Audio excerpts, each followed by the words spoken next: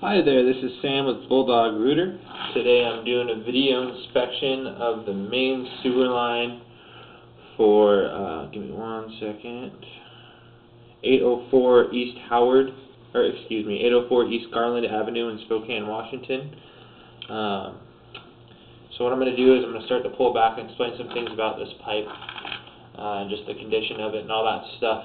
Usually the homeowner is responsible for their city connection, which is where we are at right now, all the way at the end of the sewer line, all the way back to the house. So right now this is a 4-inch concrete line. You can see right here is our main connection into the pipe right here, into the pipe to the city. And you know, concrete honestly usually isn't really that bad of a pipe. So what you'll see right here, you can see a seam.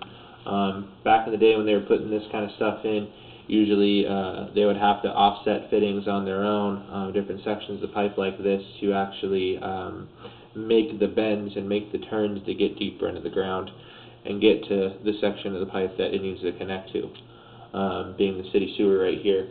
But usually concrete comes in 2 to 5 foot sections. Those sections will sometimes start to settle in the ground over time, and you'll run into tree roots getting in and a bunch of different things happening. You know, mostly like tree roots. If it settles too much inside the ground, you'll have big lips that solids can't quite make over while they're flowing down the pipe, and they'll get stuck and kind of create blockages.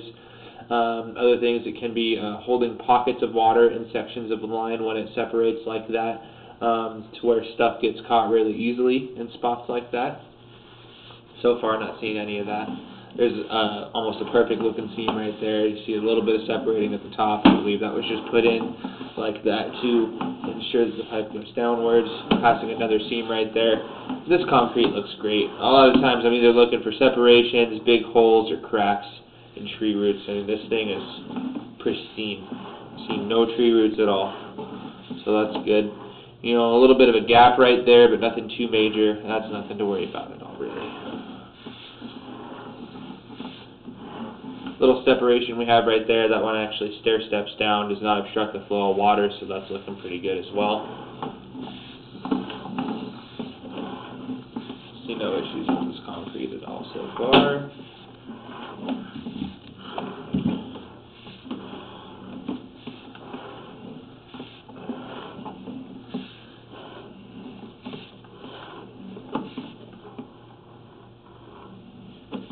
Looks like a couple little solid things hanging out inside the line, which is normal, but that's all very, very small stuff and should wash out very easily over time. So nothing too big to worry about.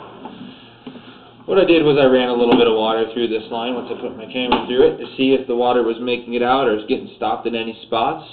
So far I haven't seen anything at all whatsoever, so that's pretty good. Still on the concrete right here, and it looks like right here is where we switched to what's called Orangeburg pipe.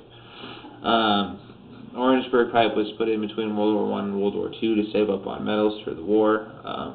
It is compressed wood pulp and tar paper in layers made into a sewer pipe. What will happen with Orangeburg is it will start to get bulbs like this is what we're looking at right here, kind of like an indent in the pipe that's almost coming up like this, which means it's kind of starting to dry out. These bulbs will eventually start to crack. Those cracks can possibly make holes in the pipe, and you know, we're seeing a little one right here, but it's really not too major. It's nothing too big to worry about. You can see that it does have a little puddle of water that it holds, but that puddle of water is, you know, nothing. I don't see that really creating too much of an issue, to be completely honest.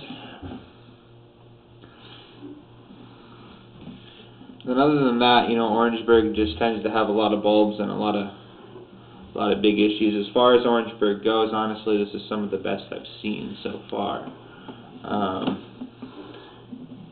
You got little bulbs, which is normal to see inside of the pipe for its age. You got a seam right here. Orangeburg usually came in about 10-foot sections. I'm not really seeing any big cracks or anything like that. Looks like there's a little hole in the pipe right there that you can see towards the right-hand side of the screen. Nothing too major. Everything's looking pretty good. As far as Orangeburg goes, this stuff looks really good so far. bulb's on the right hand side. You can see it's kind of trenching out a little bit. You got a little bit of puddling of water there, but eventually over time that is going to get worse. But right now it looks really good.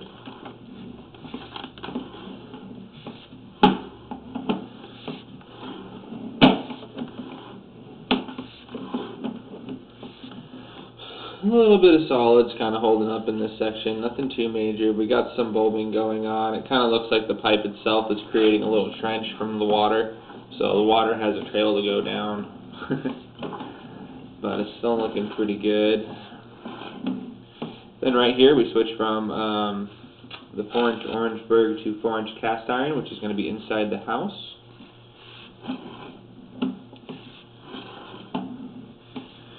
Cast iron usually looks for cracks, chips that are starting to peel off inside of it, spots that are settled in places so where it'll hold water, catch sludge debris, all that stuff. But doesn't really look like I'm seeing too much of that so far. And then